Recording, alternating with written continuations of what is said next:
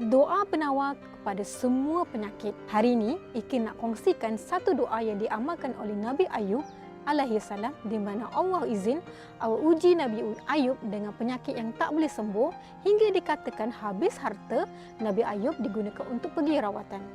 Kemudian sampailah anak-anak pun ditinggalkan, bukan anak-anak je, isteri kesayangan beliau pun tinggalkan beliau. Jadi Nabi Ayub pun dengan bersabar meminta doa kepada Allah Subhanahu Wa Taala.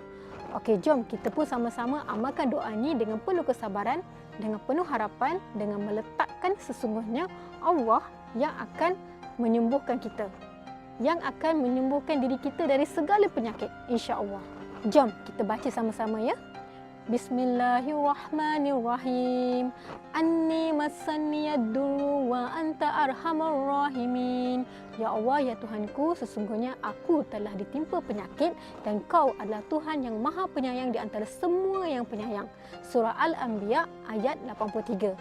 Dapat catat doa ni, jangan lupa share video ni supaya dapat bagi manfaat kat orang lain juga, dan paling tidak pun korang dapat pahala tau. Sebab share video ni kepada orang lain yang betul-betul memerlukan, yang juga sakit, yang perlukan doa untuk menyembuhkan mereka.